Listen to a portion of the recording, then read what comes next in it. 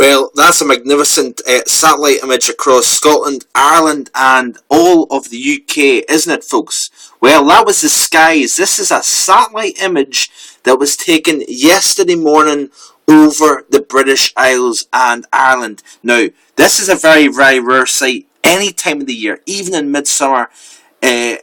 Never mind March, and it's this very weather system right here that's been responsible for producing those crystal clear, widespread skies over Ireland and the UK. A very strong area of high pressure in the upper levels, very strong surface high pressure that suppressed the atmosphere's ability to produce cloud cover. Very strong high pressure means also that you've got a greater depth, greater area of sinking air from top down in the atmosphere. As that air sinks through the atmosphere down towards Earth, the air warms up, and of course the air heats the surface, warms the lower atmosphere, producing those very warm conditions.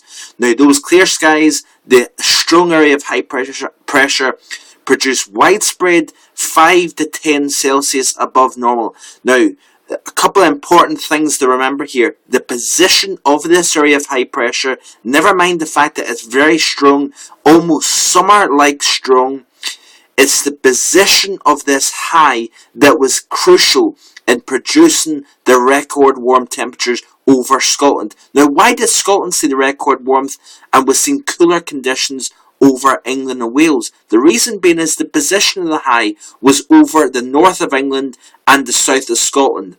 As well as that, we've seen southerly winds blowing. Those southerly winds blowing all the way up through the UK. The dry soils meant that air, as it was blowing from south to north, was drying out. There was no modifying influence of either the North Sea, the Atlantic, or the English Channel. So the conditions were perfect in supporting widespread 18 to 22 Celsius over Scotland. Even the Central Belt, southern Scotland, temperatures were widely 20 to 22 Celsius. The Highlands, and particularly the northeast of Scotland, saw those record-breaking temperatures. Folks, 3 days in a row of all-time record warmth in March in Scotland is nothing to sniff at. This is a remarkable, very rare, and even, you could call it unprecedented over Scotland. And it was just, to me, it was the perfect ingredients there.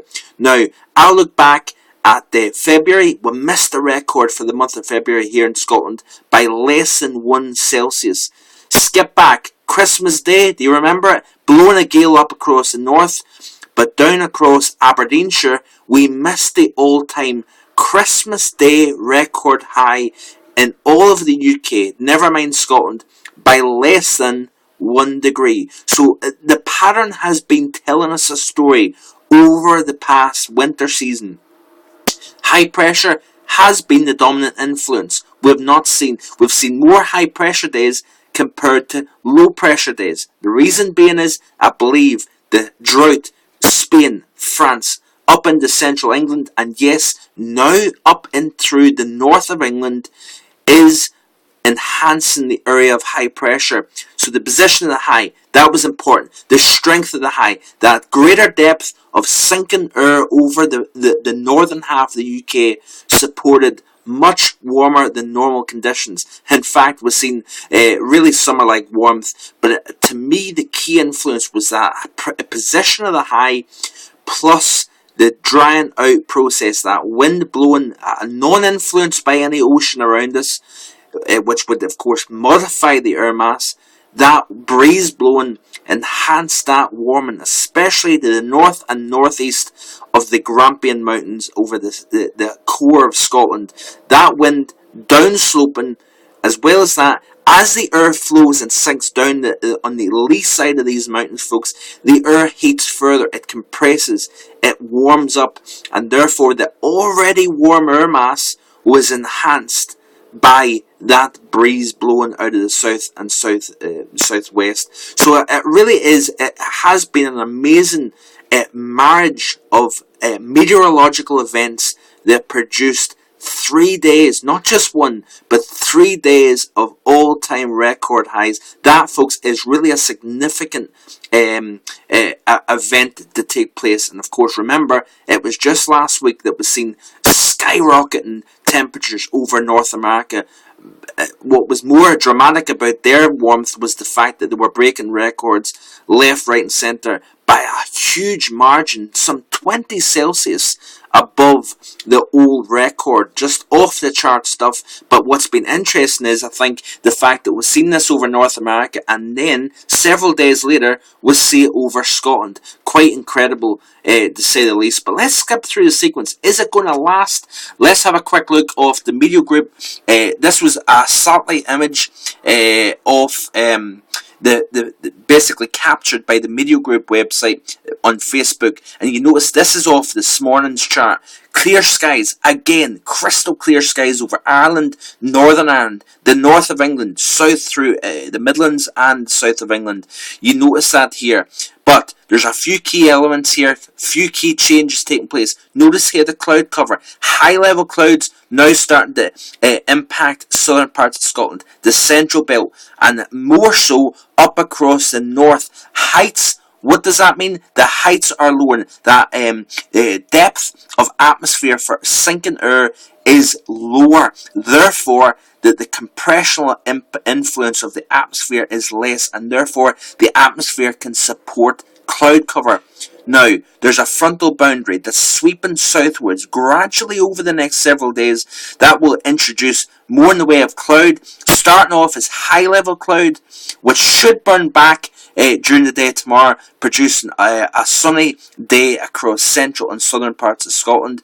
Warm conditions still across the north, central and southern parts of the British Isles and Ireland as well. But over the coming days, we're going to be seeing this bank of cloud that is also accompanied by cooler breezes, and of course the cloud cover, cooler breezes means cooler temperatures overall. But let's have a quick look off the ECMWF chart. This of course was the high yesterday, supported that record warmth. But let's skip to Thursday. Notice a couple of fundamental changes. The trough digging into central parts of Europe. What's it doing? It's kicking this record-breaking area of high pressure to the west and northwest. That is lowering heights, and that will of course introduce cooler temperatures, cloudier skies, even some drizzle as well. I'm not seeing over the weekend, unfortunately, much in the way of any generous rainfall. Friday, look at that here. Now, yes, notice here the warmth, the oranges still showing up over the core of the British Isles. Cooler heights up across the north is going to produce more in the way of cloud cover, cooler temperatures. But folks, even though the temperatures are cooler on Friday, cloudier skies, the temperatures are still above the March normal. Now, by Saturday, look at this here, folks. You've got a deep trough going to be pushing through Scotland, Scandinavia, the central part of Europe. Notice how the temperatures, that northwesterly wind is going to produce much colder northwesterly breezes. That will produce a fundamental change in our weather pattern. Will it last? It looks as if it is. By Sunday, cooler conditions. Where's the high pressure? It's going. It's deflected off the Iberia. By Sunday and the Monday here, cooler conditions. Look at the blue showing up across Scotland, folks. Snowfall across the Highlands. Temperatures are going to be struggling to get above 8 or 9 Celsius across the central parts of Scotland. Up across the north, we could be struggling to hit 2 or 3 degrees. What a change from what we've seen over the past 46 to 72 hours, or 48 should I say. Don't know how many hours are in a day. Now, look at this. Tuesday, the cold air is actually intensifying. Cold air over Scotland, the north of England. This is making me laugh, folks, because we're going to be seeing a dramatic change from well above 5 to 10 above normal, perhaps to 5 or 10 below normal across parts of Scotland by next week. This is Tuesday into Wednesday. Could we be looking at snow even down to lower levels? I'm not buying into that idea just yet. It's too far away. But folks, we are going to be shivering next week as compared to what we're experiencing this week. Keep checking back to my blog, first-hand weather, follow me on Facebook and Twitter, and I'll keep you up to date with the latest updates across the British Isles and Ireland. Hope you have a great day and enjoy that sunshine. I can smell a barbecue outside. Bye-bye.